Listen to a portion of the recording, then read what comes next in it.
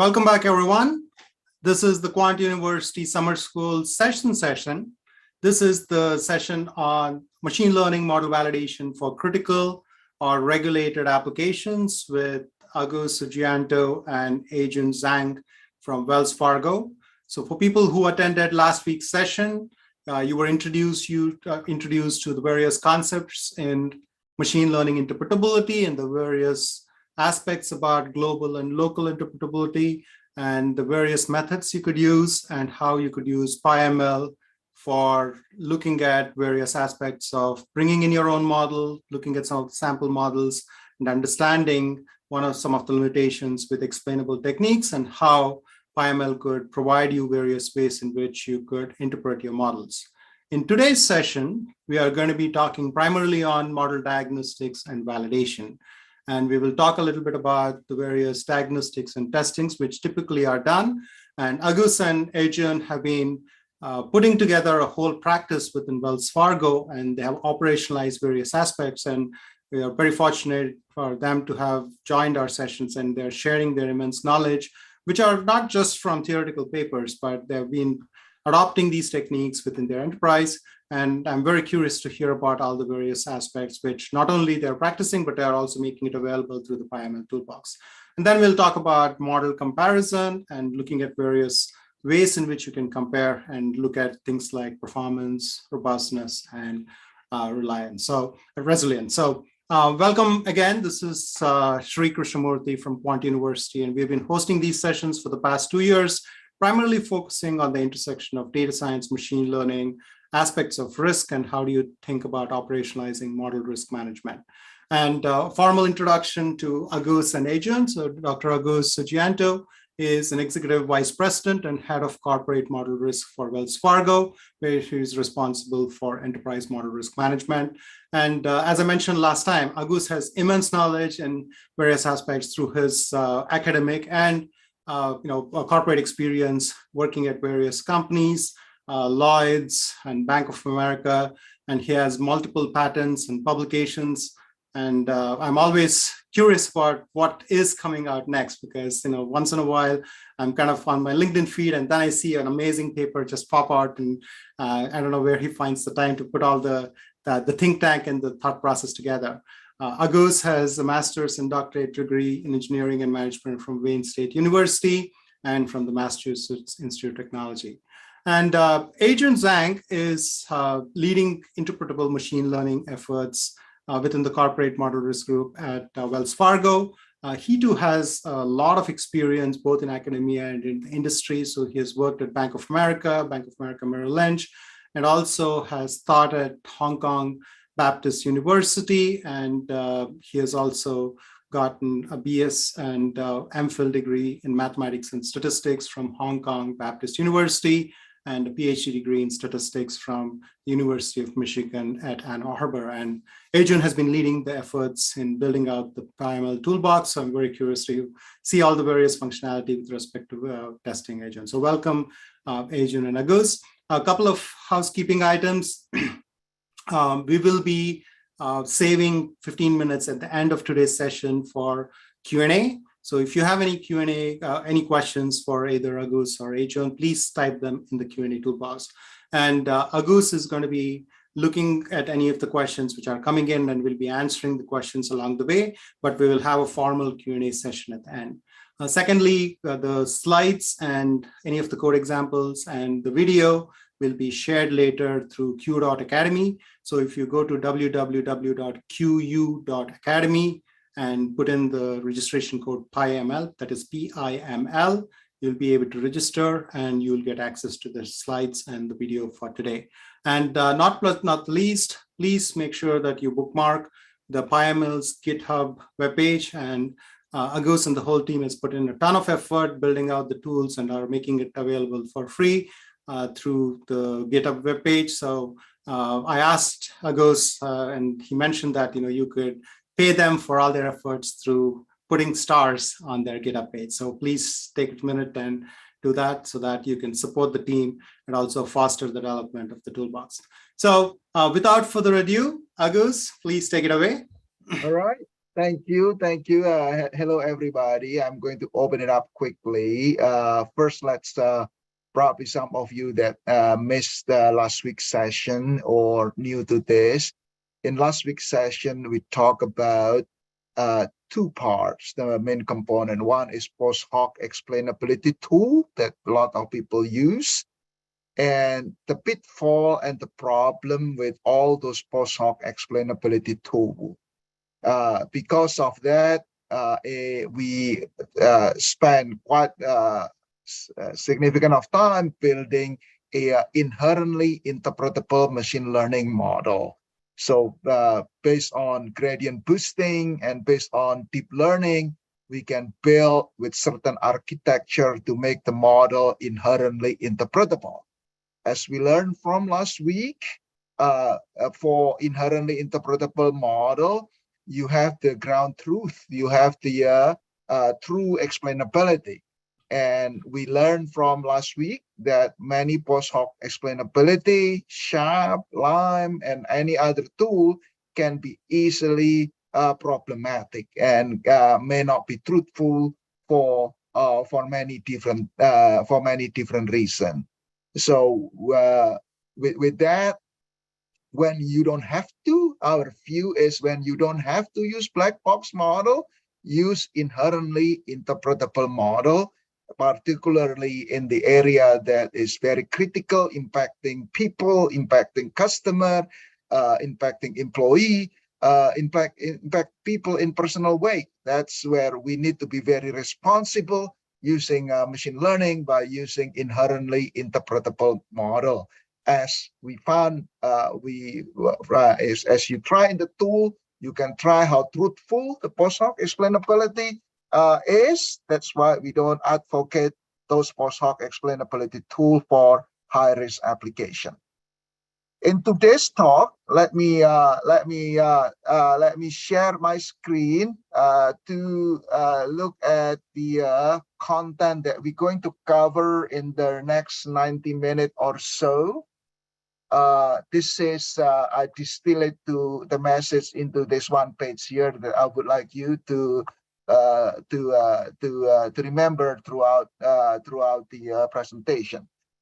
Don't just pick the winner of AutoML leaderboard. It's a lot of push out there about AutoML, and people look at AutoML, look at the leaderboard, and pick the winner on leaderboard. You will learn today that is very, very problematic. In machine learning, we have the phenomena that we call multiplicity or many model perform almost the same way, yet they are very, very different model. And we learned this last week as well from interpretability tool that that is the case. Different model can have very similar performance, yet they are very different model. The great Leo Bremen call it Rashomon effects. Different model can produce almost the same prediction, similar prediction, yet they are very different model. We also have the phenomena of benign overfitting in machine learning. This is a problem that plague machine learning, and I put an example at the top here. I used this one as well last week. The chart at the top right, the horizontal is model complexity. If we think about gradient boosting machine, it's the number of boosting step or the depth of tree. Going to the right is that's where the tree is deeper and the boosting is more, so model more complex. And this is based on test data. So when you train it, overtrain it with more complex model, you will not see that the model performance degrading in terms of testing data. They are overfitting, but very benign. It seems harmless, but you will see it today that is not the case. So that's the benign overfitting. Various hyperparameter tuning get very similar performance, yet they are very different model, and one is better than the other. That's why we cannot just look at model performance simply one aspect on the model performance only. The best performing model, based on testing data can be the worst model in production. So let me give you an example here, the chart at the bottom. So I have three models here. One is XGBoost, one is ReLU neural network, and then the green one is ReLU neural network that is regularized. We talked about this last week. So if we solely looking at performance on this data, we look at the performance on this data. You look at the horizontal is perturbation size. Perturbation size 0 is we using test data as is. You see here the gradient boosting machine, XGBoost, is the winner, is the best in terms of MSC. Now in the to see the benign overfitting, if we perturb the data slightly, small perturbation in the data, because that's what the model will experience in real world. Data is noisy, data shifting, and all of those things. You see the performance of benign overfit model that overly complex will degrade very, very rapidly. You see the MSC increasing very rapidly for XGBoost. It's the best model based on testing data. If we look at AutoML, we look at Kaggle style, that's the model that wins. But when you put it in production, that's actually the model that is worse. And last week we talked about regularized deep neural network. The regularized model can be a lot more stable. The performance-wise, based on testing data, probably a little less. But in production, it will stand. It will be more robust. You don't need frequent retraining. When the model that is in blue, in here model that overfit, which you don't see, because the performance based on test data is the best, it will be less robust. So we're going to learn this concept today in terms of robustness. This is a very important concept, that model that performing best during model development can be the worst model in production. Aggregate performance evaluation, overall performance evaluation using AUC, MSC, etc. is not adequate. So we have to look at many different aspects. This is the focus of today. When we validate model, we need to understand which region of model weakness, which area, cannot be just globally, but locally. We need to understand which region model are weak, which region are overfitting. So we're going to go through some example using PiML today. Robustness, how robust the model is against small perturbation in the data. This is very, very important aspect that we're going to look at today. Resiliency, how the model will perform or will degrade against distribution drift, and how we look at distribution drift from the data that we have. And then we're going to talk also about reliability of prediction. How reliable is the prediction? How confident are we with the output of the model? What is the confidence, prediction confidence on that? So all of those aspects that we're going to focus today in the presentation. So with that, I'll turn it to Adrian to start. Okay, yeah, thank you, Agus. Let me share the screen.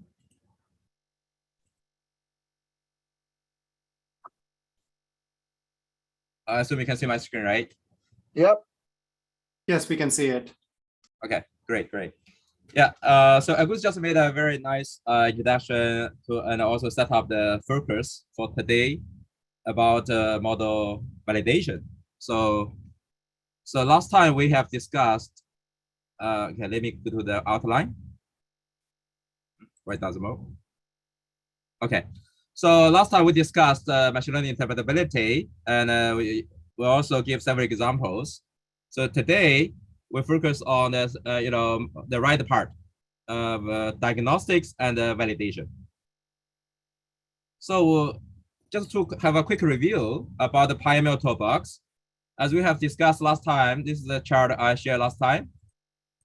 So it has 4 key functionalities as represented by the verbs: interpret, explain, diagnose, and compare. So this can cover 3 different pipelines, either low code with a nice interface, or high code with Python programming, just like traditionally data scientists usually do, and also it can work for existing pipelines with pre-trained models. So last time we have already discussed interpret and explain. So today we will focus on the other two verbs, diagnose and compare. At the bottom, I also mentioned, I list here the URL for the GitHub. So in here, you can download the codes for today's demo purpose. Okay, so let's go to the next page. So here I quote some of the statements from our latest release from NIST, National Institute of Standards and Technology, from Department of Commerce of United States. This released documentation is very fresh. It's actually published on March 17 of 2022. So it actually lay out some of the key terms as being covered by PiML Toolbox, namely accuracy, reliability, robustness, and the resilience. So accuracy, as I quoted from the draft paper, it indicates the degree to which machine learning model is correctly capture the relationship within the data. So usually, we just examine that accuracy by like a standard machine learning matrix, like AUC, MSE, and so on and so forth. But it also requires this paper requires us, suggests us to assess the model underfit and overfit in different regions, as we will see by PiML Toolbox. The second one is reliability, which indicates whether the model, generates the same results within the error bounds. So it's this can be a factor to determine the thresholds for acceptable level of risk. The third one and fourth one, as I just mentioned, is very important as a new perspective looking to assessment of model performance or model validation. Robustness actually is a measure of subject to small perturbation. So sensitivity, model sensitivity to variations in uncontrollable factors. So this might be range from sensitivity of models outputs to small changes, small changes in its inputs.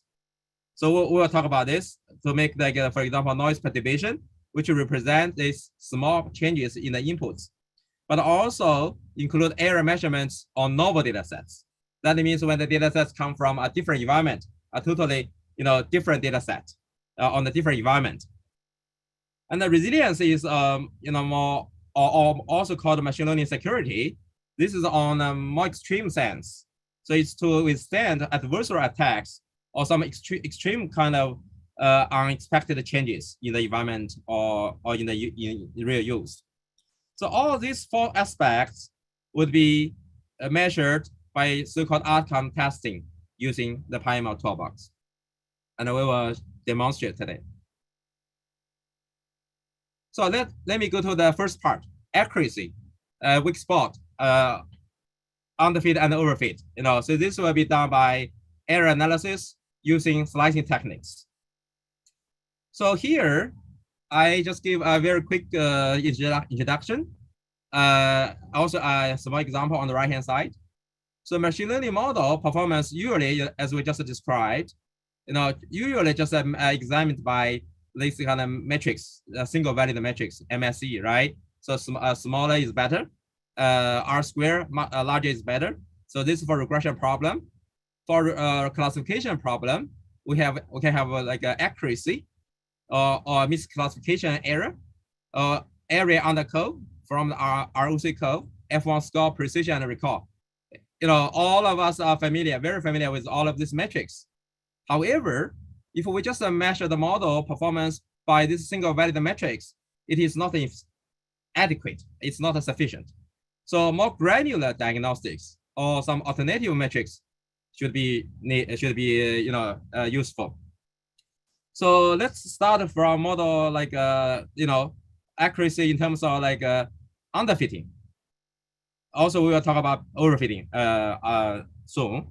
So to check the model underfitting, So we can perform error analysis based on the residuals, like error analysis. So it can be either like a traditional statistical, approach. We can plot the residual plot, right? Plot residuals for each feature of interest. So this is basically a marginal plot of the for the residuals along either like the covariates or the response. The second one is the new development by PiML Toolbox. So this is to so-called WeakSpot. It is to identify some of the regions with weakness. By weakness we mean those regions have high residuals on either training data set or testing data set. Okay, so to do this, we developed several slicing techniques in PiML Toolbox. So as illustrated on the right-hand side, the residual plot is on the top, right? So they will see this is residuals, and on the bottom, so we have this kind of the weak regions detected and annotated by the slicing technique. So let's go to the slicing technique. Here, I just give a general algorithm or solid code to do slicing techniques. It can be actually very general, not only just for identify the weak regions. It can also do other for other purpose. But let's first of all let's specify a appropriate metric. This metric is based on the individual prediction residuals. For example, MSE for each individual point, or accuracy in the classification case. We can also later on we can also use like trend test performance gap, for each data point. And we will have some trick to do that. And also we can have the confidence bandwidth in the reliability setting. So we can use this as a metric. Once this metric is fixed, is specified, then we can specify the slicing features, which is the covariates or the input variables. It can be either one-dimensional or two-dimensional features as currently implemented by PiML Toolbox. As on the right-hand side, you see the top one is for one-dimensional. The below one is for two-dimensional. So yeah, I will introduce these data sets later on, what is longitude and latitude. So once we specify this either one-dimensional slicing feature or two features, then we just have to evaluate the metric for each sample, in the target data. So, actually 2 and 3, this can be parallel because step 3 is not dependent on step 2. But since we can always evaluate the metric for each sample, given the metric, right? So we can specify training data set or test data set or training and testing jointly. So we treat this metric of the based on residuals as the solid response. So now we have, in step 2, we have the covariates, right? The features. Step 3, we have the target or solid responses. So we can do either unsupervised or supervised learning, right? So the learning purpose here is to, in step 4, to segment the target data. So that can be either training data or testing data set along the slice features. So for example, the first method, method A is unsupervised setting. So we can, for example, using histogram slicing. Simply, we can just do equal spacing binning along, for example, one feature, as in this example on the top right. Along this longitude, right? We can just have, say, we have multiple brackets and equal space, and then within each bracket, so we can which is each is a histogram bin, right? So we can calculate the average response. Okay, so if this response is beyond a threshold, say a threshold which is to separate the high residual and the low residual. If it's go beyond, then we can identify this as a sub-region or bracket or binning, right? This bin will be a weak bin, or this is so-called like weak regions. So with the average metric exceeding the threshold, but also subject to some minimum sample condition. Sometimes just have one sample point or two sample point. So we will not take care of that. So we will exclude those small regions. So this will be a condition to screen, to identify the sub-regions. So this is so-called unsupervised slicing. We can also do supervised training or learning, right? The simplest way is to use like a decision tree. So we can have this like solid response and just regress it against the features 1D or 2D. So we have a recursive partitioning by decision tree, right? But decision tree sometimes be too rough in terms of like segmentation. So we can do further granular with tree ensembles. For example, GBM. So tree ensemble can be also a supervised method to generate the subregions. And again, just like the histogram slicing, for each region, we calculate the average metric, right? Actually here, the tree decision tree or tree ensemble, they will automatically tell us which regions have high responses. So which means high residuals, residual in absolute value. Okay, so then we can identify these regions as weak regions. So just like here, the 1D on top, that's annotated with 1, label 1 and label 0. So these are 2 regions identified. That those like average metric beyond, actually this is my MSE, beyond this dashed red line, which is the threshold pre-specified. And on the bottom, so this is like a 2-dimensional. We have longitude and latitude. So we have this kind of multiple small regions detected from tree ensemble or histogram, 2D histograms.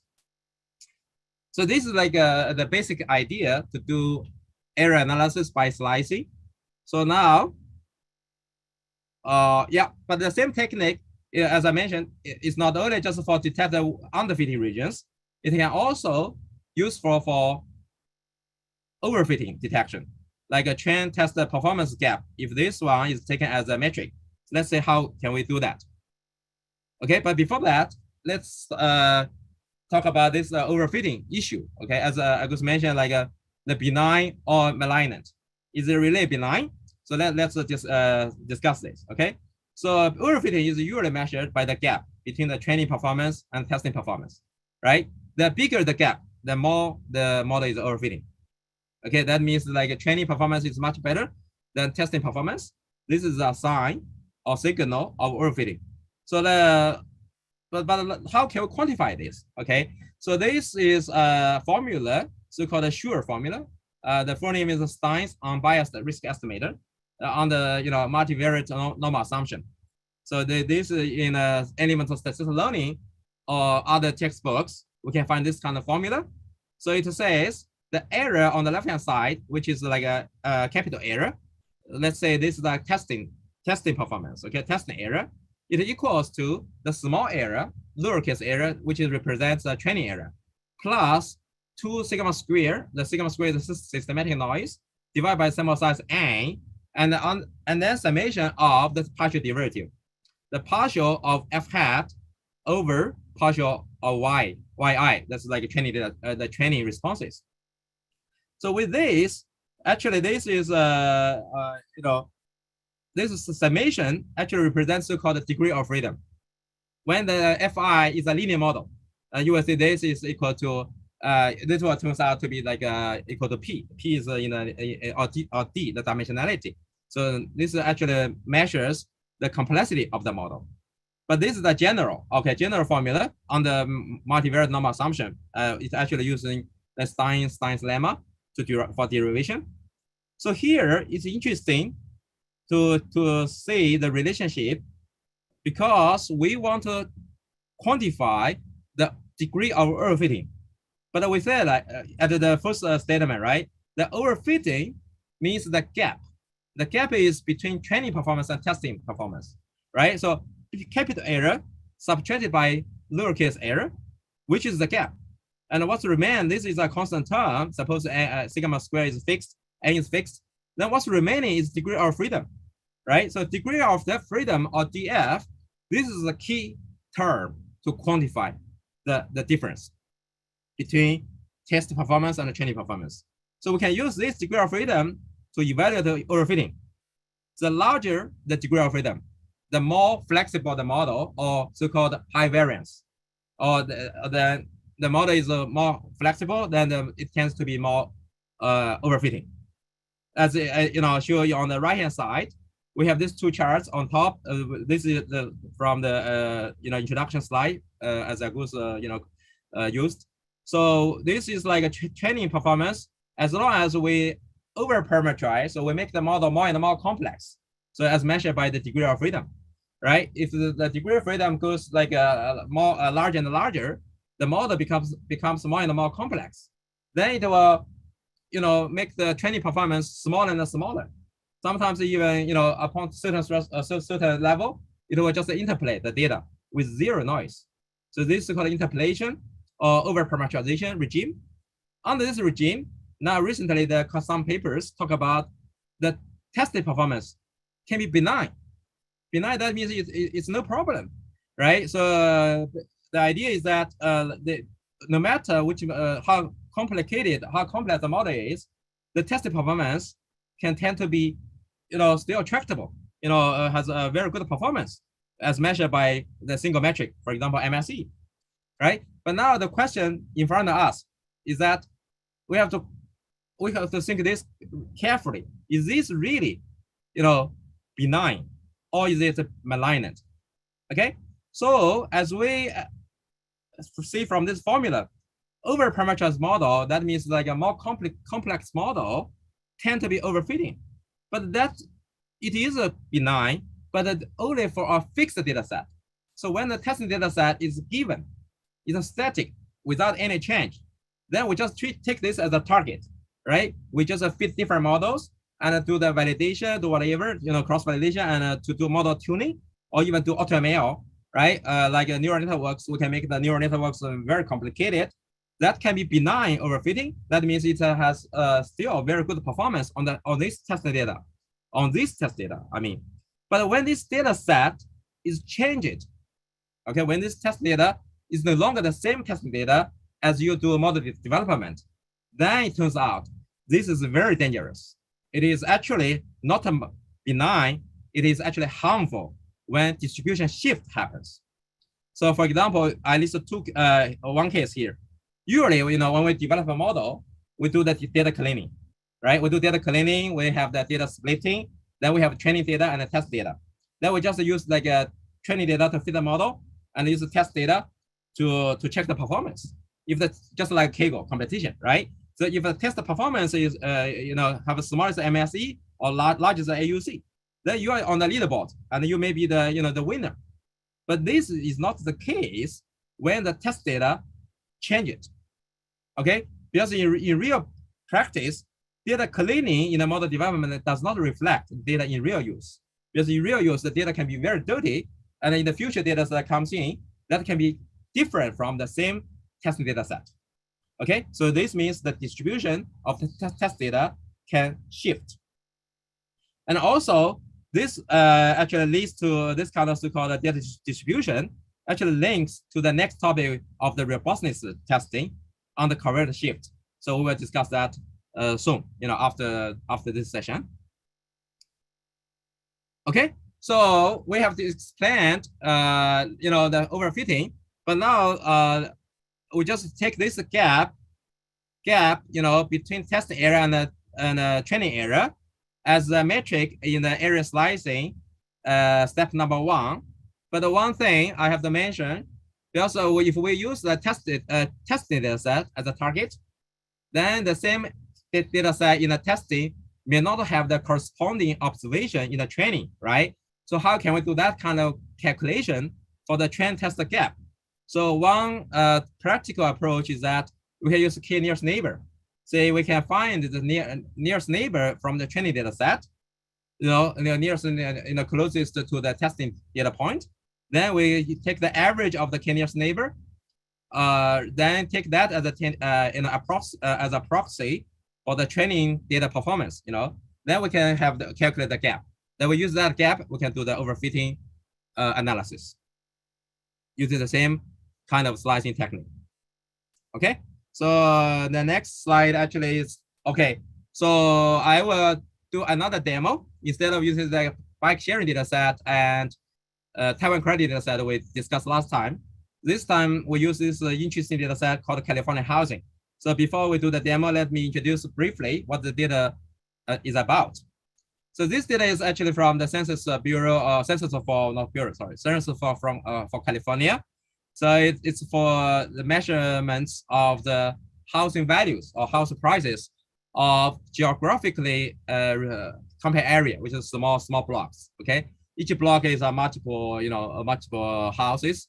So in total, it has more than 20,000 observations. That means 20,000 blocks or compare areas.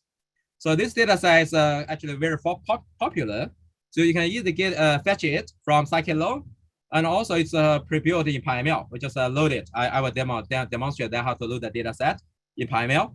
And this data set is not too high dimensional. It has only 8 features, and with the response is the median house price. So we have this multiple households, multiple houses in a same area, right? We can have the calculate the median price. Then actually this median price is because this is like price like money, right? Dollars. So it can be heavy tail. So we take the log. So the log of median price as a response, y. This is a regression problem. And the 8 features, including independent variables, including median income of the area, the house age, the number of rooms, number of bedrooms, and then the population size, and also number of the households. And this is so-called occupancy, occupancy, average occupancy.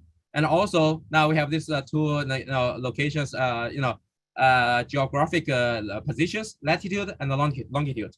And this is from California. So this EDA shows below on the middle chart actually shows the longitude on the x-axis, latitude on the y-axis. This actually represents the California map back to 1990, but it's pretty much the same, right? So you can see this like San Diego in the southern part, and then Los Angeles and San Francisco going like to the north direction. And on the left-hand side, this is like a histogram of the response target. So median house value, and also we can check the correlations, Pearson correlations among different variables. Okay, so now let's do the demo. Then I'll come to this result. Okay, I have that. Okay, so I just like last time. So we can load this data, this example from PiML Toolbox in GitHub. So if you visit this website, right, you just not scroll down, sorry, here in the docs, you click on the docs and the workshop, click on workshop. Then you scroll down, it will list the first one is this workshop. So we have this part 1 for last week and part 2 for today. So we have 3 additional notebooks which can be run freely on the Google Colab, right? If you click on this one, so we'll use the CaliforniaHousing example. If you click on this one, it will direct you to this one. Okay, this is like a collab, right? If you open that, then just initiate connect to the CPU. Then you can install the PiML just like before, right? You install PiML. I already did that. After you install that, you do like restart the runtime to make sure it can run smoothly. Then initialize. Let's do that. Okay, I just do it to demo again the low-code interface, so that we can get familiar with this new data set. So throughout today's presentation, I will use this data set for demonstration. Okay, so then you can just run this one after you initialize the experiment. So you can do exp.data loader. So data loader, as I mentioned, we have pre-built several data sets. Bike sharing, term credit is what we discussed last time. For CaliforniaHousing, we have 3 versions. Okay, the raw version is the data raw data, and we have some trimmed version for heavy tail. So let's use trim 2 because this is like already trimmed with outliers removed. So this is trim 2 data set. So once you choose that, you will see this data set has more than 20,000 records and 9 columns. The last column is the target, Y. Okay. Then let's do like summary. And this data set is all the variables saying is continuous, right? It does not have any categorical. So we have 9 rows, and we don't have to exclude any attributes. Let's just leave it as there. So then we run like a data preparation. Just click this button, and this automatically determine the target variable and a task type regression problem. And now let's do the EDA, right? EDA just to know better about the data set. So metric, So we have a univariate, right? We have like a median income, house age, average rooms, bedrooms, population, number of households with occupancy, latitude and longitude, right? Let's do the last one, the response Y. So you will see this is like this is actually the house price, although it's after a log transformation, but still you see a big jump on the right boundary. This is really because of the data is truncated. Everything beyond that is like a map to this like a maximum number 5, you know. So, but this is you know, so order to make it not that long tail. So this is the response in the data set in the data set, and the bivariate we can do, you know, we can do different data, you know, just like a median income and house age. We can see the scatter plot of the variables. So let's do, for example, longitude and latitude. Then we will see the California map, right? So as I put it in the slide. So you can see this data set, what's special about the longitude and latitude? It's actually very highly correlated, but negative correlated, because this is like a diagonal, right? The anti-diagonal. And this kind of negative correlation is verified on the third plot, multivariate correlation heat map. You see that? Longitude and latitude has a very dark green color, which means they're highly negative correlated. Okay, so this is so-called EDA. So now we have this, right? So we can train the model. So we can train the model, and to do the diagnosis, we need the models. So I will use the model we discussed last time, EBM and GamiNet. Okay, let me see. I think this is what we need. So let's run it, right? So yeah, actually the model I specify is a bit different, because GamiNet, I do some customization to make it a smaller number of nodes. But anyway, so when it's running, actually the model will, pretty quick to be fitted.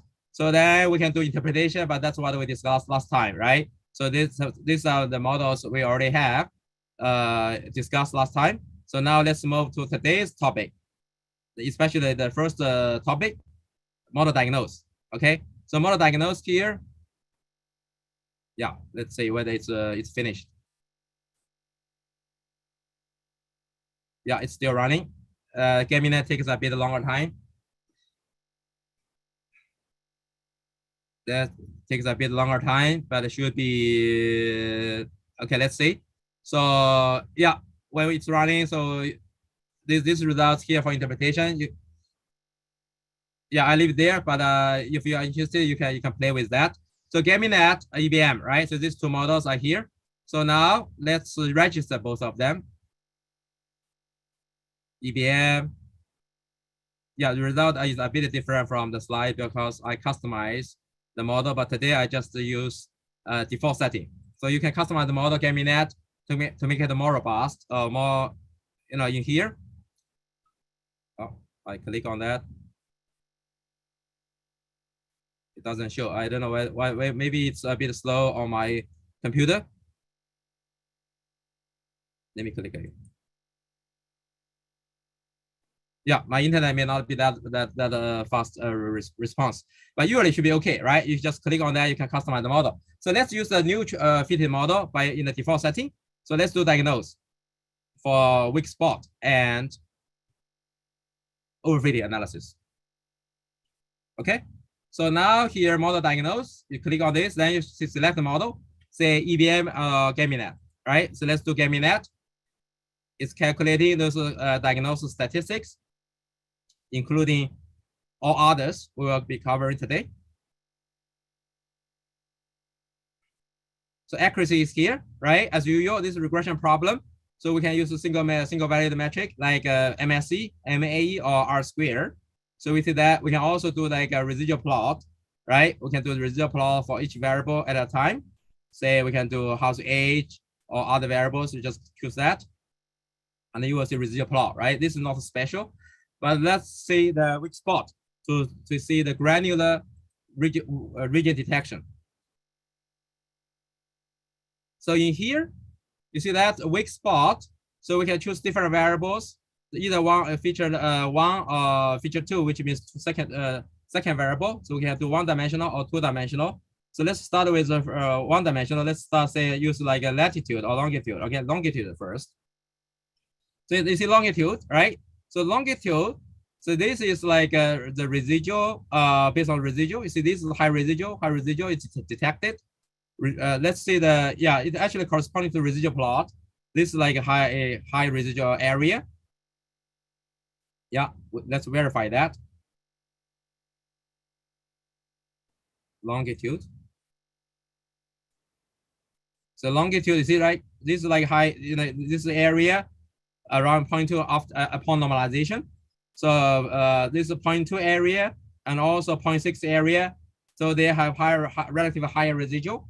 So when we do like a weak spot, it can detect these regions, right?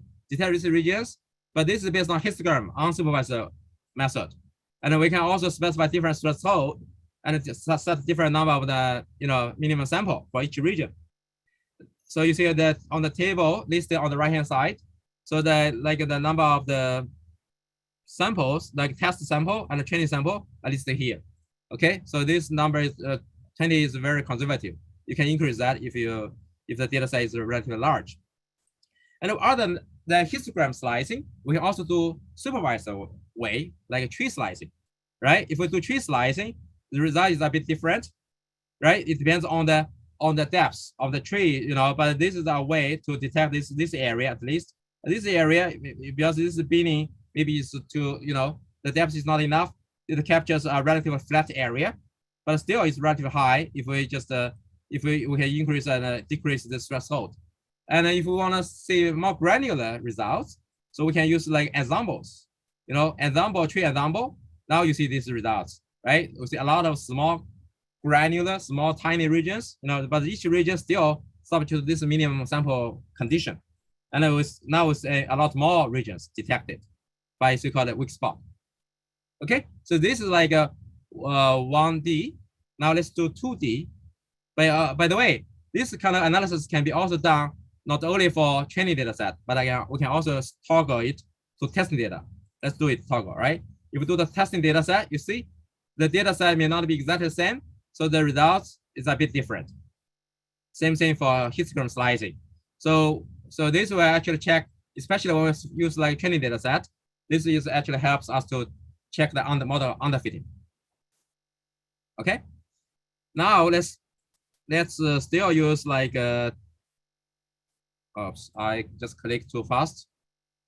So let's say 2D. So we have longitude and latitude. Now you see that, right? So this is the result similar to what I shared on the slide. So we have longitude on the x-axis, latitude on the y-axis. Now this histogram slicing would actually find this like a Bay Area, right? But this includes San Francisco, Los Angeles, and San Diego area are detected. So this is like small areas with a bit underfitting. So we can also do others like tree slicing, but this is like a rough segmentation, and also ensemble slicing. Okay, so for different purpose, we can have different method to solve, and we can switch it to test data as well. Okay, so this is a quick demo of the weak spot, and the same thing now can be applied. A similar kind of slicing technique can be applied for overfit analysis, because this is mainly about weak spot is about underfitting, other model check performance validation. But for overfit, right? So now let's do overfit. Still, let's see the longitude, just to be consistent, right? So this is a different area. So this is like overfit region. So this region maybe fit pretty well in training data set. But when we use like a metric as the gap between test and the training, and we see this is the overfitting. You see the overfit regions cut off at the test minus training performance has this is like a MSE. The test is higher than training. So upon this threshold, then this is identified as an overfitting region. Okay, so the same thing can be for tree slicing. Yeah, we didn't have an example, but this can have a different result based on the tree. But let's see. Yeah, histogram is usually just unsupervised. Let's do histogram slicing. And now let's look at 2D. You see, it's not exactly the same area as like last time. But this is like it's not the same as like a underfitting area, but it's overfitting area detected. Okay. So by this, I will stop demo of this WeakSpot and overfit. So now let's move to the next important topic. Yeah, the same thing. You can do this kind of analysis for different model. Now, I just demoed the GamiNet. You can also do demo for EVM model, right? Then you can compare different model performance. For example, weak regions, the GamiNet have this detect only 2 regions under this threshold, but the EVM has a more granular, larger number, a bit more regions. Also for WeakSpot, because EVM has a like granular like a binning in the model. Okay, so we can use this as a tool to compare different models as well. So now let's move to the next important topic, robustness and the resilience testing.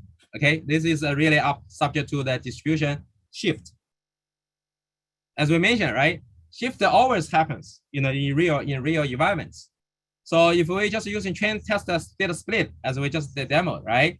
For model performance check, it often gives over-optimistic in terms of like a model performance. Since the model in production, you would usually be exposed to the shift. So shift, as I illustrated, this is actually the one from a good slide. So shift happens not only to the environment, with this can be noise variable, can be also happens to the covariates, the input variables, and also output variables. The environmental variables can, environment change can make the model change, which may be something called a concept drift. But let's focus on the input, change. Also, the noise change, noise variable can also as part of the input. So this is called covariate shift. So now let's start with like a robustness test, which is actually to evaluate the performance degradation on the covariate noise perturbation, which is a small change. Okay, with some small change, small noise perturbation. So what we do is like we perturb the test data covariates with small random noise, and then we assess the model is still the same model, right? So we assess the model performance on this perturbation data set. Now we will see that the overfitting models is not blind. Actually, they are often performing very poorly in these change environments. So-called, have like unintended outcome or some even errors. And resilience, on the other hand, is to evaluate the model performance degradation on the worst case subsampling. This is in an extreme sense, just like an adversarial attack. But we take a different approach, just to sample the data from the original test data as to sample the worst performing sub data, condition on some variables which may be immutable. So we have to make that kind of condition if needed. Otherwise, we can just choose like worst performing samples, and then we can have 2 distribution, right? We have like original full data distribution, and also we have this like sub data distribution. So given 2 distribution, like 2 populations. So we can use some like measurements to check the distribution shift among the 2 populations. For example, population stability index. Given this PSI, the PSI or other metric, so it actually measure each variant at a time. So we can rank the covariates to see which one is more sensitive. And then we can further do some drill down analysis on this sensitive covariates. Okay, so that's the scope, that's the approach what we are doing in PiML for robustness and resilience testing. So let's start with like the reasoning. Why do we have to do this, right? Noise perturbation. So for simplicity, right, let's consider a simple model, like the easily illustrated with, for example, with a binary classifier with a logistic linear decision boundary. Okay, on the right-hand side, we have 2 classes, class 0 and class 1. And we want to say in which sense the model is robust and which other sense model is not robust. Okay, so this actually by simple mathematics, we can, in this linear model setting, for each data point, say this is a red dot here as a data point, we can actually measure the distance to decision boundary as a orthogonal to the direction, right? So then we can, the formula is given by this like effect, W0 plus all the terms marginal effects aggregated, divided by the L2 norm of W. This is what we usually study in a support vector machine to calculate the margin, right? So this is like the distance to the decision boundary for say the class 0 sample in this example, right? So if we perturb the data, so perturb data, that means we change the data point to a different location. Okay, so if we change the data point with a perturbation of size d, same as this distance or larger than d, then you will see that if this change goes to this orthogonal direction all the way to the right hand side, it will flip the model output. Then this class 0 prediction will become class 1. This will be a wrong classification. So this will make the model performing badly, right? So to guard against this, right? To guard against prevent this. So we want this d as large as possible. Okay, so make it a large d. So from this formula, so the denominator is like if the denominator is as small as possible, then d will be larger, right? Become larger.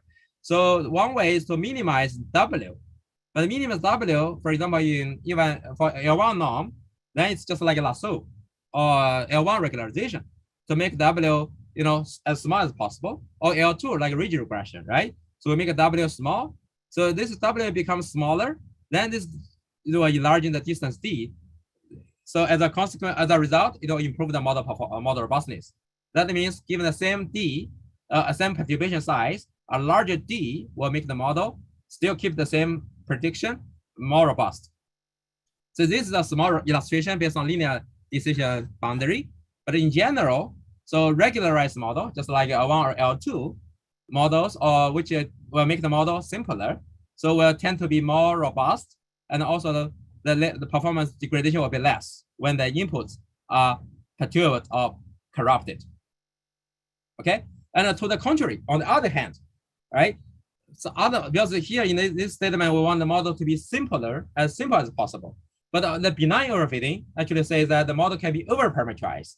So overparameterized model, so it's benign on a fixed data set. But when the data changes, when the shift happens, so this overparameterized model, according to this formula or according to the same concept, will be less robust and more harmful.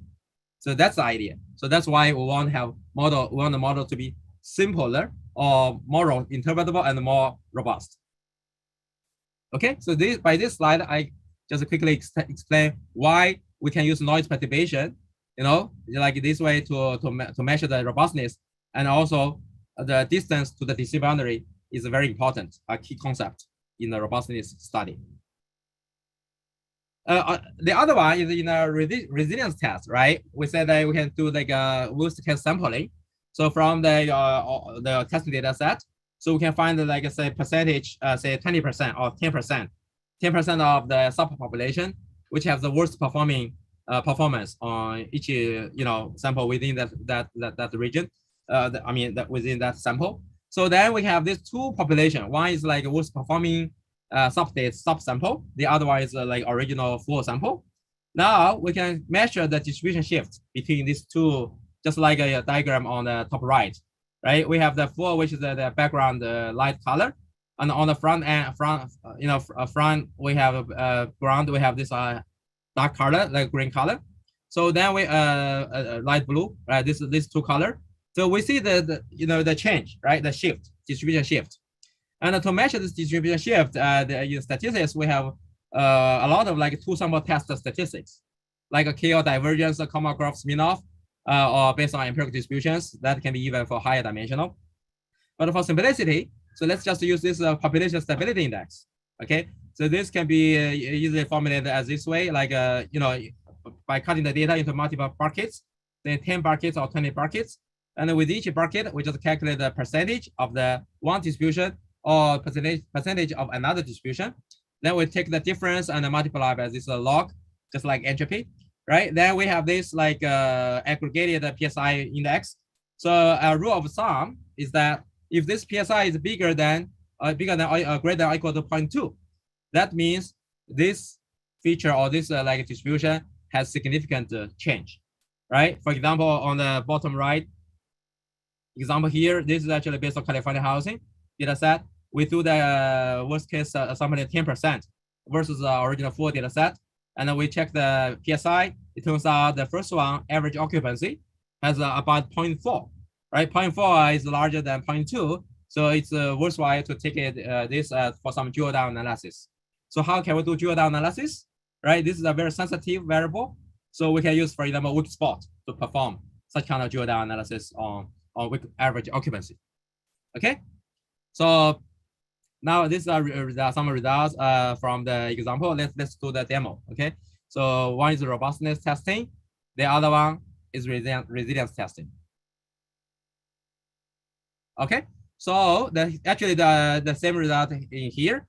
So we already have this gamma net, right? Let's do robustness, but this robustness is when the perturbation size, noise perturbation, right? So given the now it's perturbing all the continuous feature, we can also perturb one single feature or selection of features. But let's do perturbation on all the continuous features with this noise size. So we have actually this is the first one is without zero perturbation, which is original, right? We have like this like 0.01 and 0.02, therefore 0.03, 0.04, right? So with like no step. So we see this kind of performance degradation on MSE. That means MSE is become larger and larger performance degradation, right? And then we can also take like a percentage of that to see the degradation as well, right? We can increase this 0.01. Say if we want to see a bit larger size, so we can actually make it a 0.02. And then now the calculation is happening. Oh, oops! I have to re-click on this. Just it's been a while, so I have to keep it active in Collab. Yep. It's just calculating, on real time. Thanks to Google's free Collab CPUs. Okay, so now we have this robustness, right? So just now I demonstrated we can increase like 0.01 to 0.02, say, right? Your 0.02 now is to redo the calculation. You see the performance degrades even further. Okay, so this is like for a single model, but we can do the same thing for multiple models. Okay, so for multiple models, say we can compare a different model, say another model EBM, right? So this will be model comparison. So then we can see which one degrades much faster than which others for models, right? So we can compare different models in terms of robustness testing. So let's now focus more on talk a little bit more on resilience.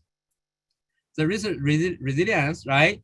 So we have like a subsampling, say we can subsample ratio like 10%, 20%, or 30%, as a spectrum from 10% to 90%, right? We can do this, and we find that 10% average occupancy is like this is a bit different model, but it's still bigger than 0.2 as a rule of thumb. So this has some significant change on average occupancy at variable. So now let's see that plot on the distribution shift. Right, the plot feature now is by default is meta income, but we can change that to average occupancy. Once you change it, now you see this is like a distribution shift, right? On the left-hand side, the density plot. On the right-hand side, this is like histogram. Okay, so we see this kind of distribution shift from the 100% data to 10%. The shift, the mode is shift to the left. Okay, and this is shift to the left, and I see why this is shift to the left for the worst performing. Right, we can do the drill down analysis. How can we do that?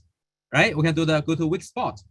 Okay, let's do WeakSpot. That let's see the average occupancy. Okay, let's see what happens to our average occupancy. Now you see that average occupancy on the left-hand side, this is the weak region. It's underfitting the model. Underfitting model. If we do the testing, it should be also the similar behavior on the left-hand side of average occupancy. The model is not performing well. That's why when we do the subsampling of the worst performing cases or samples, it will tend to choose the left-hand side, so skew to the left, so that will make the distribution more centered or concentrated on the left. So this is so-called drill down analysis, right? If further you want to see two-dimensional, like variables, how this average occupancy interact with other features, we can do like a 2D WeakSpot as well. Okay, and we can also do overfitting analysis based on average occupancy as well. Okay, so this is so-called resilience testing under distribution shift, and from the results, we can jointly use other tools from Diagnose suite, so say WeakSpot, and do drill down analysis. All right, so that's for this part. So I just demo this, and yeah, so let's see what else do I have on the slide. On the slides here, yeah, so yeah, as I demonstrate here, right, this resilience and the weak regions underfitting on the left-hand side. That's why when we do this kind of subsampling or the worst performing sample, it will tend to select the data concentrated on the left in terms of average occupancy. Okay, these results are consistent. And this is based on the GamiNet. We can do the same analysis for other models as well. Okay, so this is resilience and the robustness. So the last topic I want to cover is reliability testing. Okay, reliability is about the confidence bands, about the threshold, so that the model is acceptable within the error bounds. Okay, so what we do is by calibration and so-called conformal prediction. So it has some mathematics behind this kind of methodology. Let me quickly introduce that. So by using this diagram on the right-hand side, I will introduce so-called split conformal. But before that, let's say what is how to do that, why this is important, right? So prediction reliability assessment is important in order to understand whether the prediction is reliable. Okay, what do we mean by reliable? If the confidence band or prediction interval is wider, that means this prediction is less reliable. But if the confidence band is very narrow, that means it's very accurate, more reliable. Okay, so how can we do that? Yeah, so yeah, in here it's not yeah, prediction interval. Yeah. So how can we quantify this prediction? I mean, how can we quantify the reliability by calculating the prediction interval? So actually here, what we do is in PiML is using so-called split conformal, as I illustrated on the right-hand side. But this framework is under a very important concept called exchangeability assumption. When the data calibration data set, we have a holdout calibration data set. Other than training and testing, we have another data set called calibration data set, which is not seen in the training stage. So we use this calibration data set. As here, we have training and calibration. So calibration data set, we can have so-called conformal score defined, given a metric, so which measure the goodness of the prediction. So we have this conformal score, and this evaluated on the conformal calibration data set. And given this, then under the exchangeability assumption, then we can have the adjustment, so-called Q hat. And this Q hat is actually a quantile of this percentage from the calibration data set.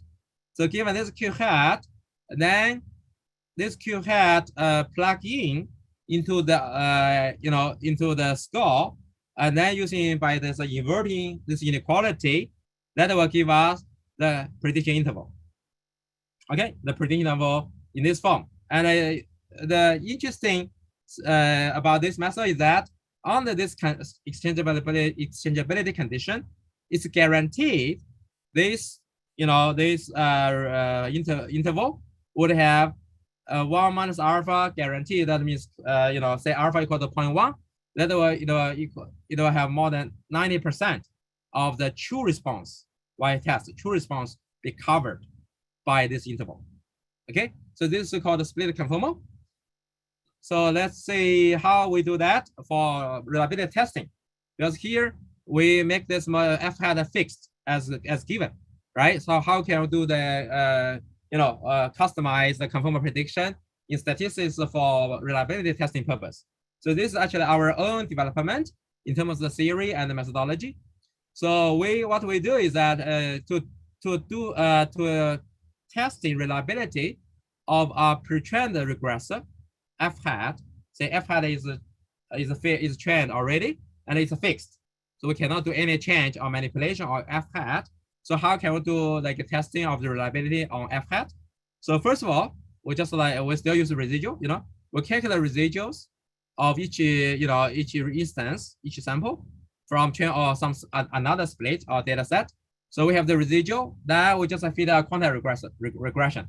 So we have the quantile. I will explain why we need the quantile, because this can be adaptive to different heteroscedastic noises or heteroscedastic residuals.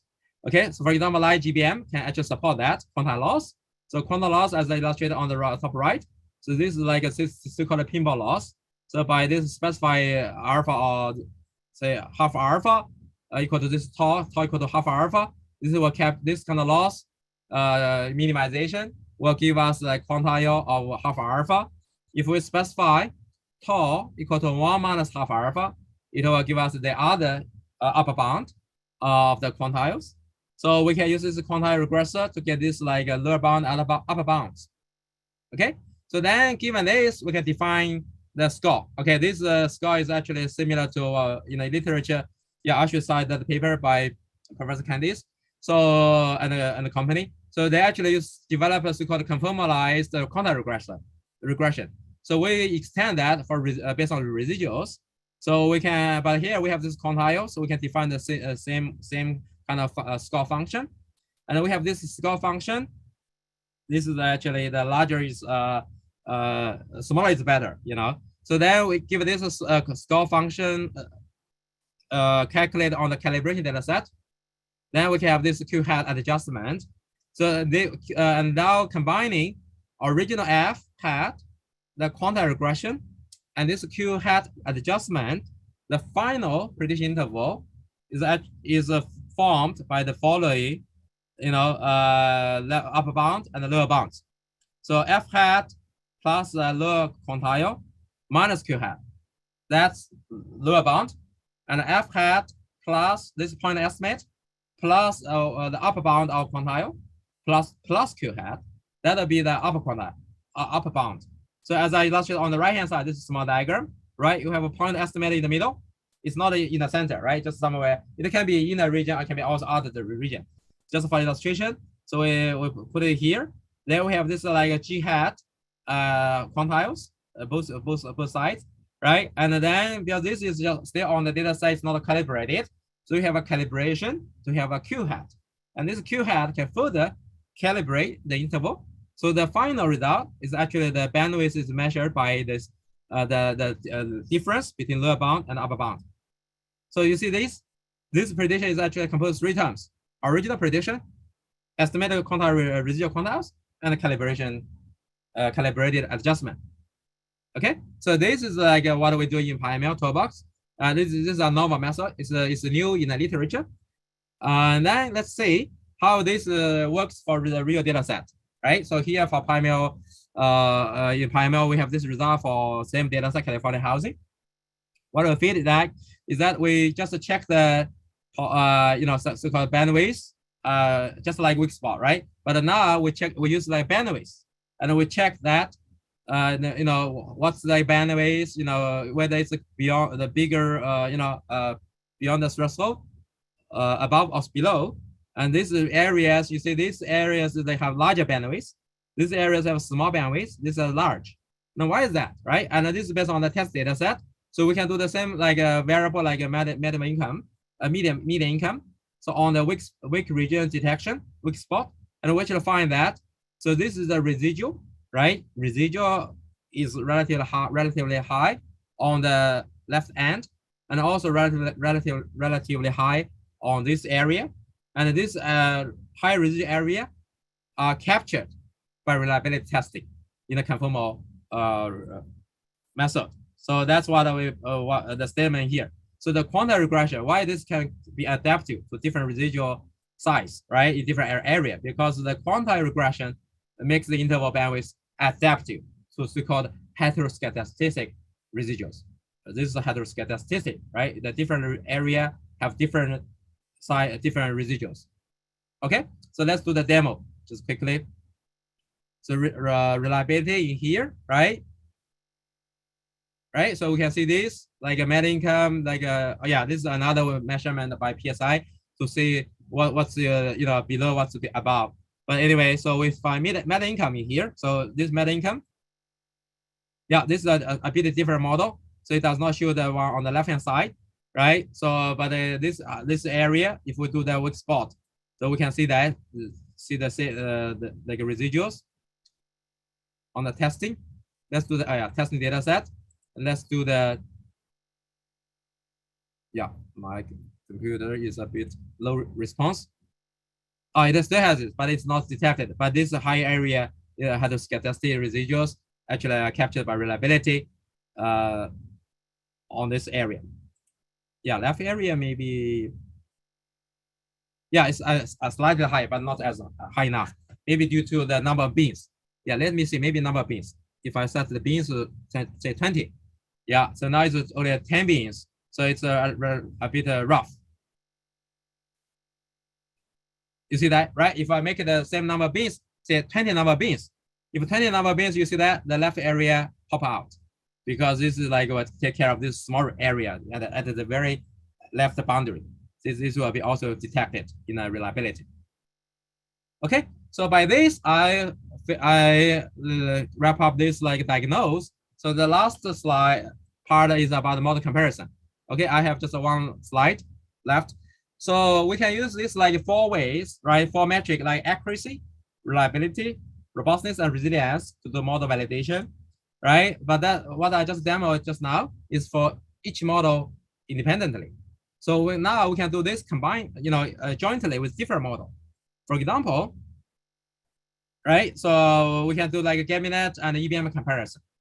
And we can also compare other models. For example, we can do a DNA, sparse version, and a dense version. Also, we can compare DNA, relo DNA versus XGB, right, with depth 7 for the data set. And this is the result for preview, right? So you can see these 3 models in, what are these 3 models? Yeah, relo DNA. And also the orange one is the sparse version. The dark blue is dense version, and sparse is the second one. And the third one is XGBoost. You see, what do you see here from accuracy? You see that the performance-wise, XGBoost is the best performance. But it's very obvious it's overfitting, right? The testing performance is much worse than training performance. Although they're both relatively better than other models, but it's overfitting. So let's see whether it's benign or malignant, right? So now this reliability second metric is to check the bandwidth.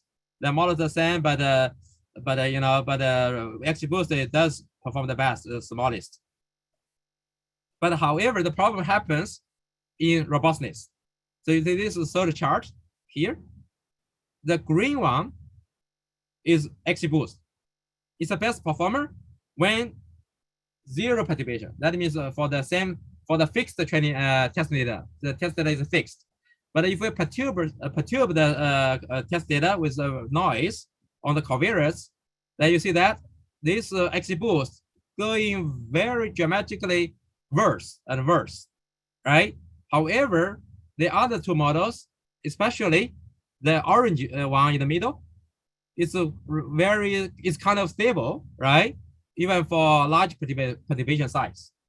This is a sparse DNA, our simpler model. Okay, and the other model is relo DNA with dense, like without specification, without using a lot of L1. So that model tends to be similar to XGBoost, but it's in the middle. Okay, so by this we can see that. So the simpler model tend to be not only more robust, interpretable, but also more robust and resilient. Resilient, we will demonstrate that in a notebook. So as compared to the complex models. And on the right chart, the chart on the right hand side is like we can also measure the distribution shift by using PSI. You see the average occupancy still for 3 models are most sensitive. Then we can start from here. We can do the drill down analysis on average occupancy. Okay, I basically have all the slides covered. So now let me do a quick demo. Then we can go to Q&A. Should be here, okay? So model comparison, to do the comparison, let me register another model, okay? Let me make a, oh yeah, here, you see I have multiple, yeah. I have multiple results. Before that, let me do XGB7 first, okay? You just register the model, XGB7, right? So I'm comparing, training this model. Then I will compare this XGB7 with the relu DNA and the sparse relu DNA. Yeah, it's training with 500 trees. You know, it's done, registered. Now let's click on this. So we click on this. So we select the first model. Yeah, we have EVM. Oh, I don't have. Yeah, I haven't trained. I haven't trained the model. Let me train that. I haven't trained the model yet for this data set. Model training, right? I just trained 2 models. I purposefully, just to save time, I didn't train this relu DNA. Yeah, let me, for safety, let me click it again. Model train. So I will train 2 models. One is like a relu DNA by default setting. So default setting on the right hand side, right? So with a small regularization penalty. So let's run it. Then I will make another relu DNA, a sparse version with L1 equal to 0.0005. Okay, I will make a change here. Let's do another training. Yeah, I just now I just trained the EVM and I gave me that, right? So now this model is trained. Yeah, including the previous train. Let me train another model. Okay, let's call it a sparse DNA. Sparse relu DNA. Now increase the penalty, the strength of the penalty. So 0.0005. You can do other numbers as well, right? This is just a choice. So now it's training sparse relu DNA. Okay, it's training that. Let's see this models as compared with XGBoost. Yeah, I already have the EVM, which is like a FANOVA model, and also we have GAMINET, right? So we can also do another comparison with XGBoost depth 2. So that's another comparison or benchmarking study. So let's register relu DNA, and let's register also. Yeah, we have 3 models registered. Let's register sparse relu DNA as well. Right, so these are interpretable models listed here, and plus the black box model, XGB7, depth 7, right? So this is what I did just now, right? I already have here. So now let's do the comparison again, or benchmarking again. So relu DNA, let's choose XGBoost is here, right? But let's do relu DNA and a sparse version of relu DNA, and also XGBoost, right? So we have 3 of them. So let's do comparison.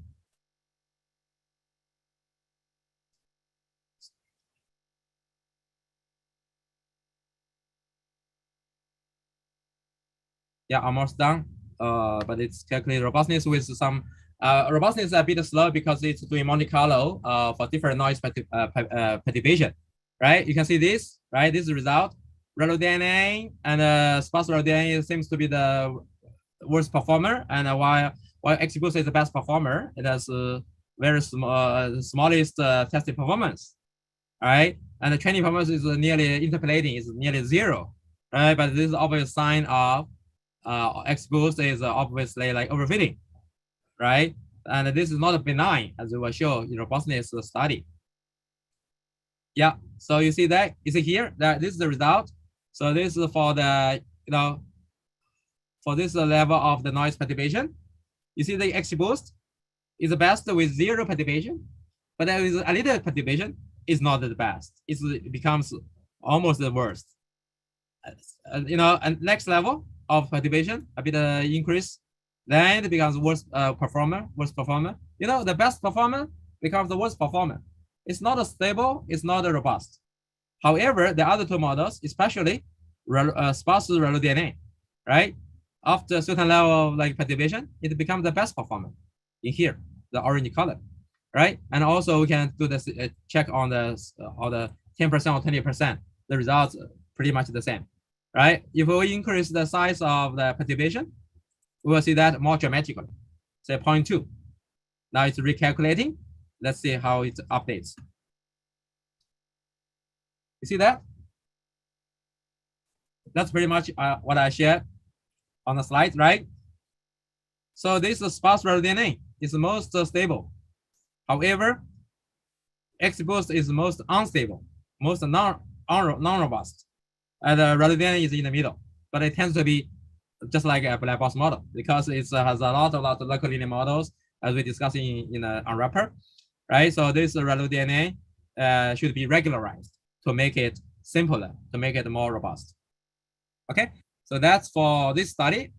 Since I still have time, maybe let me take another 5 minutes to discuss the FANOVA model, EBM, and GAMINET versus XGBoost without depth 7, say depth 2. Okay, so this is another study I have here.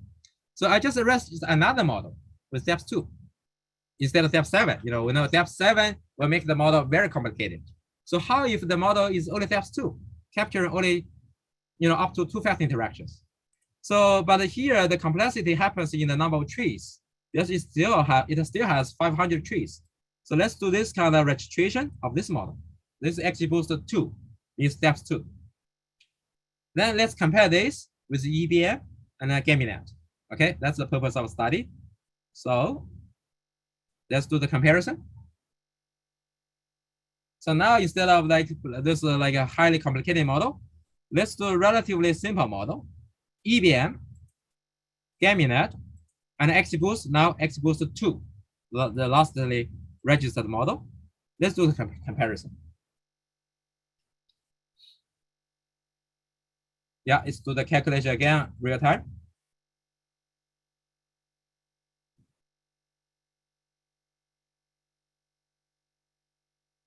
Yep. Okay, here are the results, right? You see, XGBoost seems to be still the best performer compared with EBM and GAMINET. By the way, all 3 models are functional ANOVA, you know, in a sense, capturing the effects up to 2-way interactions. However, XGBoost seems to be the best performer than EBM and GAMINET, and in terms of accuracy. And then in terms of reliability, let's see, the model is the same. It has a 90% coverage guaranteed by conformal prediction, right? And the bandwidth, still XGBoost is slightly better, which means a smaller bandwidth. This is all fine because this is based on the same data set, the testing data set without any shift, without any change. Okay, now let's see robustness. Okay, you see the result. It's so different perspective, so different impression, right? It's the best performer in terms of accuracy, but it's the worst performer, I mean, for XGBoost 2 with 500 trees, it's the worst performer in terms of robustness. So how can you believe this model in the real use when the data can be corrupted, when the shift can happen? So XGBoost is not really reliable. It's not really benign. I would say XGBoost 2 or 7, actually this over-parameterized model are malignant. And the same thing for, yeah, this is just check the average occupancy, you know, check the distribution shift, and we get the similar result as other cases. So by this, I think I have done all the, let me see, I should have done all the material. Yeah, thank you. Yeah, Sri, I turn to you for Q&A. Thank you, Adrian. So, thank you so much, Adrian. Thank you, Gus.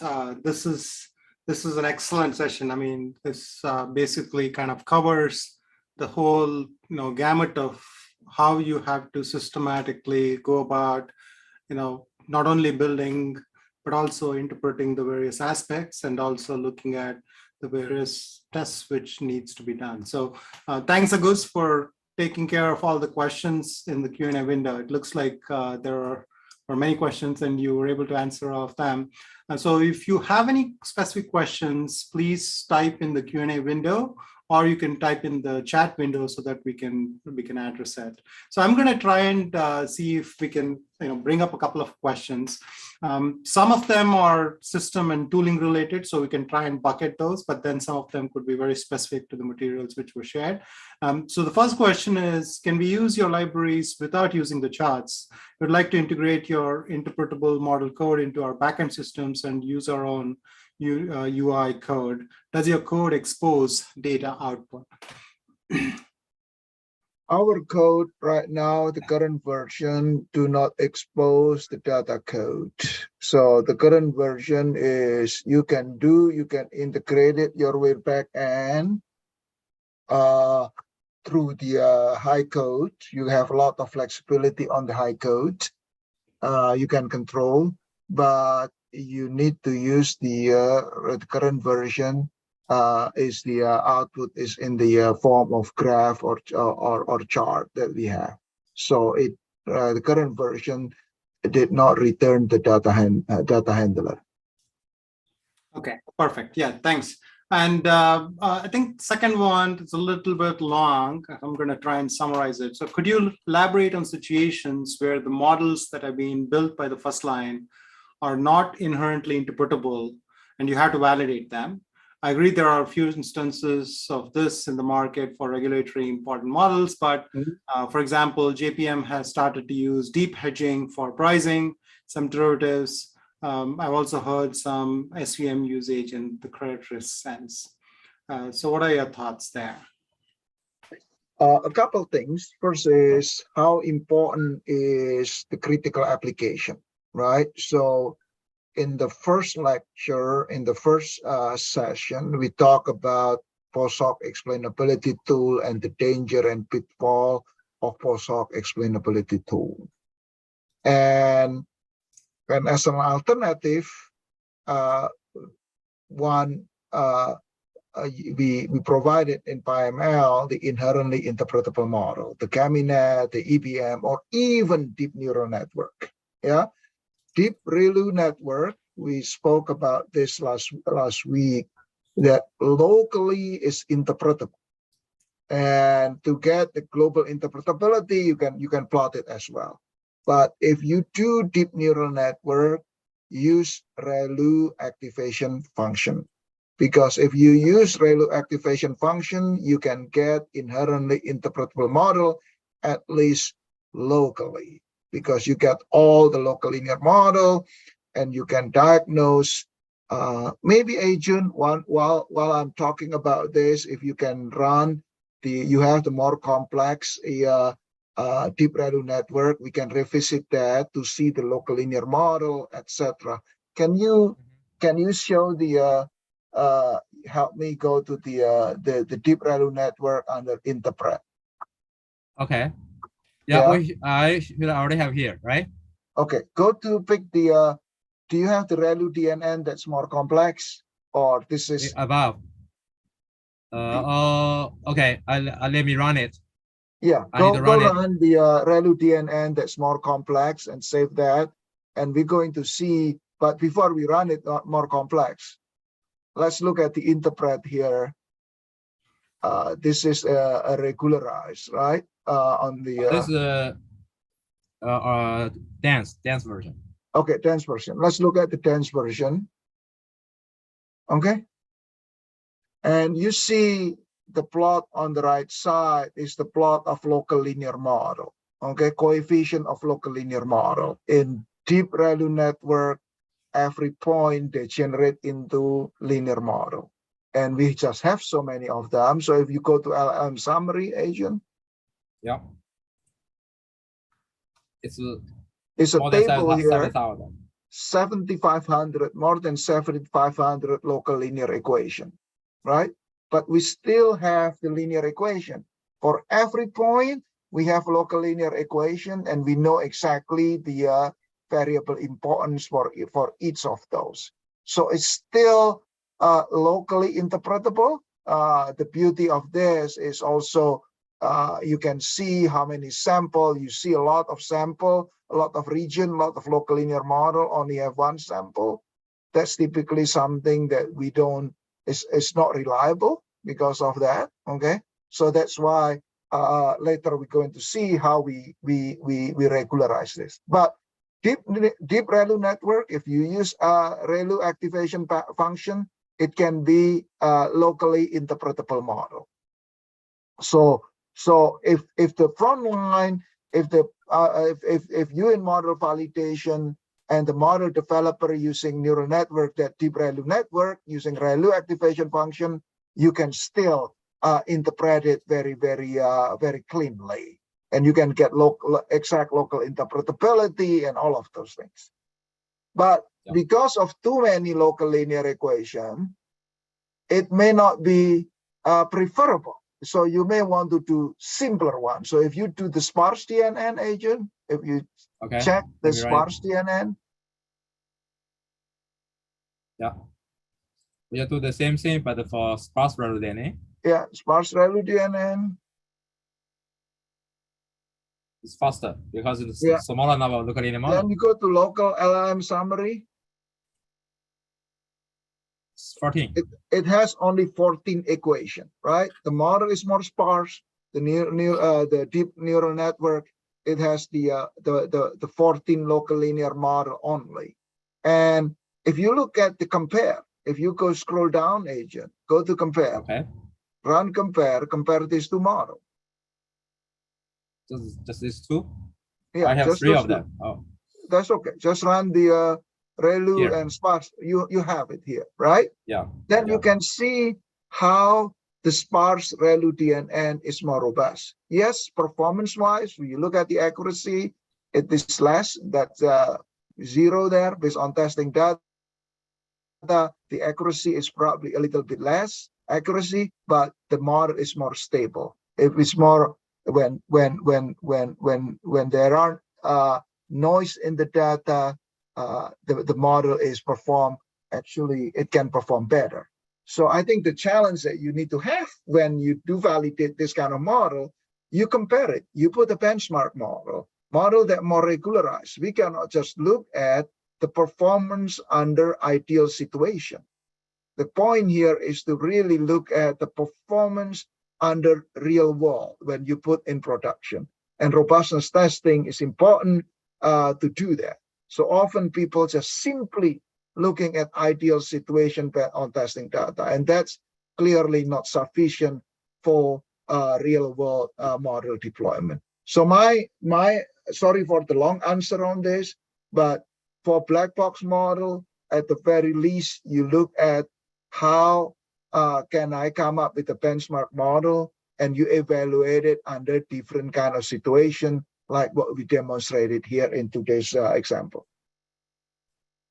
So let me add that to that as a good S3. For black box model, we can still support that PiML. We can just register the model into the pipeline. We can do the benchmarking comparison, just like here XGBoost, right? If we have other models, for example, deeper hedging, if that can be framed in a way that can be registered like a cyclone style, then we can register into the pipeline and then make the comparison. So we support that. Nice. So for any model, pre-trained model, any pre-trained model, you can do analysis here. It just need to have interface convention that is in the scikit-learn convention, right, Asian? So we have that wrapper, make a pipeline. We make it. So if you includes model, data set, and processing steps. That make a pipeline. Yeah. Okay. Cool. So that kind of brings in an interesting question. How do we think about training data, or rather, the data for testing, especially when you're working with black box models, wherein you may not have access to the, maybe it's a vendor model and you don't have access to the training data sets and the testing data sets. So do you have you don't have to have access to training data set, right, Sri? In the comparison, we don't do training data set. Yeah, you can have pre-trained model. And then you create your own testing data. And then I'm going to compare it with that testing data. Yeah. So right? I guess I'm trying to get to how do we generate diverse enough and realistic testing data sets? In in our case, at least in financial institution, right? Any vendor model, we still have to test it. We still have to validate it. In particular, we have to validate it with our own data, the experience that bank has.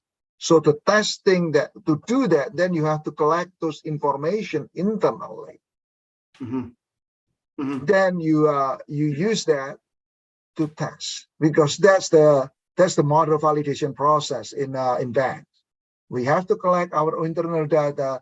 You have vendor model, or you have model that you need to test. That is a pre-trained model. I don't have access to the training data, but we still have to test it under our environment. Absolutely. And how frequently do we go about repeating these tests, especially when you think about, I think Agus, So how frequently do you think we should, build in like a process? The key that we're trying to do here is you test the model before you deploy, including what is the effect of distribution shift on the resilience, for example. Distribution shift, people typically do it during monitoring. What we're trying to do here is don't do it, don't risk it that you only analyze it when you monitor it. Bring that monitoring up front. I am going to test it. I am going to understand how the model will be, the performance will degrade under distribution shift, and what kind of distribution shift that this model more vulnerable. So we bring all of this up front before model get deployed. Test it for distribution shift. And an agent show in the example today, the easiest way to look at distribution shift is as follows. One, if you have knowledge in terms of past historical data, past shift that happened, then you can use that data to test it. But if you don't, I don't know what kind of shift going to happen. The best way to do is I am going to shift in the direction that the model is the weakest, right? So that's the worst case scenario. Let's shift the distribution in the direction that the model is the weakest. That's how to get that weakest. This is why in example here, you can pick on the testing data, pick 10% where the model is worse, and the shift into that direction is the worst shift that can happen. So you can do that upfront. And then with that, you also identify what variable that this model is very sensitive about on the shift. In this case, it's average occupancy. Interestingly enough, if you look at this average occupancy is not the most important variable. If you go to the explain or interpretability and look at what variable is the most important, look at the global, right? Latitude and longitude in this case. Yeah. Look at the look at the interpret, Adrian, because the interpret is more exact. Oh. Do you have the interpret? Global interpret? Global. Let me just run it somewhere. EVM. Okay, this is the one. Is that EVM the bottom? Okay. The medium income, right? Longitude, latitude. And if you look at average occupancy, it's in the middle. It's not important. But if you look at distribution shift, that is the most important variable here. Medium income is not the most important shift. The most important shift that will hurt the model is if you go down under resilience, agent, go back down under resilience. Yeah, here. Right there. It's average occupancy. Average occupancy is the most shift that make the model performance degraded the most in this situation. It's different from variable importance. And with this, then people can say, what variable drift that we need to monitor? We need to monitor variable drift that's important here. For sure, average occupancy in your model monitoring, you need to watch it because it's drifting to a lower value. Your model performance will be worse. Yeah, absolutely. Yeah? And do you have any thoughts on how do you capture the interdependency between the various features in the context of, one highly sensitive variable may also cause, other variables to kind of, go out of whack? I think it's when we look at sensitive variable, we need to define the matrix, right? What matrix that we really care about. If we care about robustness, yeah, the variable that's important for robustness is different from variables important for resilience, for drift. It's different for variable that's important for reliability. Yeah. So we need to this is why evaluating machine learning is not as simple as looking at AUC and MSE of overall. Right. It's a lot of nuance if we want to deploy model, reliable model in production. So you need to look at, okay, I'm worried about robustness. What variable that will be if the variable get corrupted, my model will degrade the most. And it's also variable that is typically the most important variable in terms of response, but also the most nonlinearity. So you can see it from the diagnostic. If I'm worried about large covariate drift, then you worry about the variables that is from the resilience. That's a variable that I'm worried about. Because when we look at this at this time, at the end of the day, what we worry about is about the residual error. Agent, if you can go to the diagnose agent. Under diagnose, go to accuracy.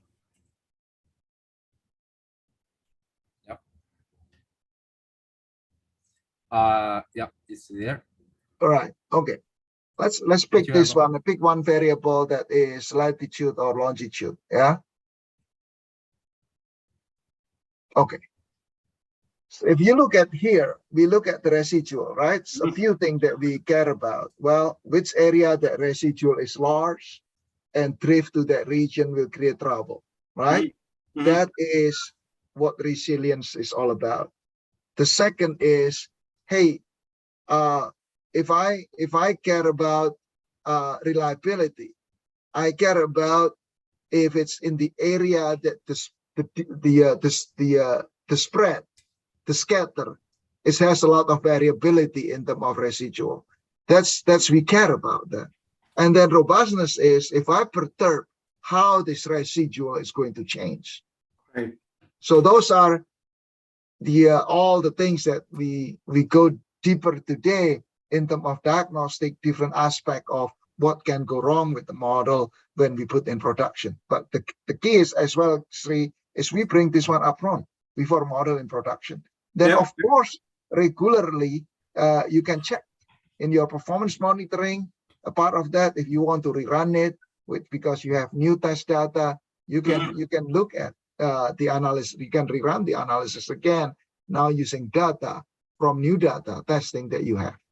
Yeah, that brings an important point, Agus, because there's a lot of context involved, and many of the courses I teach, a lot of people already have the concepts. It's not that they don't understand the concepts; it's contextually applying them in specific settings, which is something you being in the trenches appreciate on a day-to-day basis.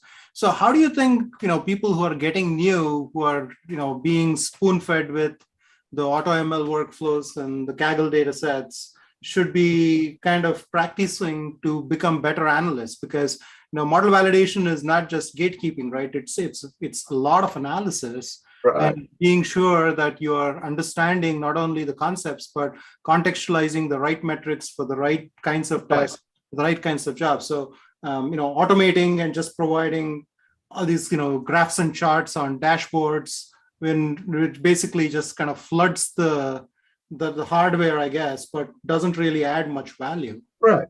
So I think when we talk about model validation, the role of model validator. Yeah. What is the role of model validator and why we validate model? Think of it as follows. Model validator role is like computer hacker. Yeah. what we care about is to find vulnerability of the system and exploit the vulnerability. How the model will be wrong, and how can I make the model wrong, and how wrong can it be, in what situation the model will be wrong. So this is the mindset of model validation when we test model. It's the mindset of hackers. I am going to hack the model. I am going to find where the model is problematic, and I'm going to exploit it. So the tool that we learned today on the slicing, on the overfitting, on the robustness, resilience, reliability, is all the tool to identify how wrong, in what situation, and the weakness of the model. So that is something that really important when we building machine learning model for real world. It's not like everything will be nice and dandy, right? Everything will go wrong, and we need to know how it will be wrong very upfront. Hacking the model, that's exactly what the model validation is all about. Absolutely. And you and I, we hold these discussions on a regular basis with with the artificial intelligence risk management framework we're coming up with. Now, in the context of basically taking this and tying it to risk in the sense of what is the impact.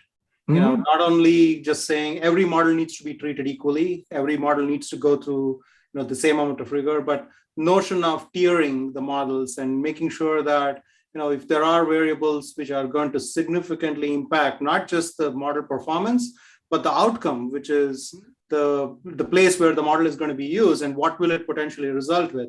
Is it going to break the laws?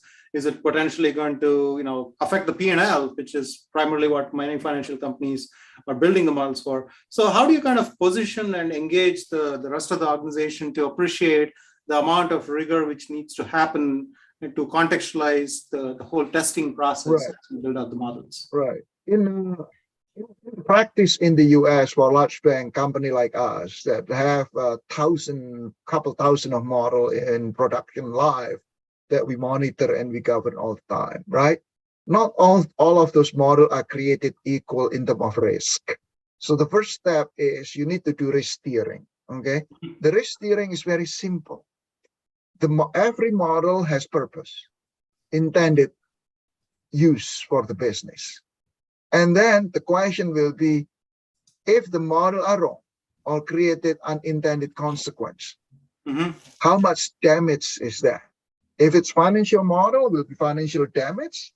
If it's model that related to other things that non-financial, it can affect reputational risk or regulatory risk or legal risk, right? That's what we deal with today. When you're dealing with the credit model, for example, the goal is to approve or to differentiate, to be able to differentiate applicant in terms of credit worthiness. But it has unintended consequence in terms of fairness, disparate impact, right? So then that is so you tier it based on the potential damage that model or harm or damage that the model can do, given the use. And we know all models are wrong, and when model wrong, they create damage, they create harm. So tier it based on the harm, and then based on the harm, the amount of harm and how much harm we can accept, you tier it based on that. So model that is high tier, high important, high risk, treat it with the more rigor. Right? The more rigor in terms of testing and validation, the more rigor in terms of explainability. I cannot apply. One may decide we are not going to use black box model with post hoc explainability. We only use inherently interpretable model for very high risk model for certain application. So tier it and apply it, and then how much in depth that you're going to do in terms of testing and validation, as well as in terms of monitoring.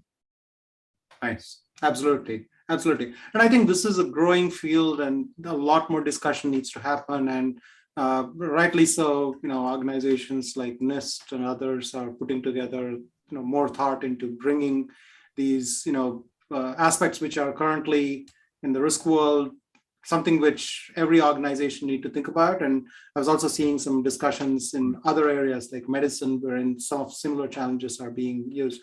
So that's part of the motivation that we put PiML, right? We put PiML out there so people talk a lot about responsible AI, trustworthy AI, and all of those things. Well, let's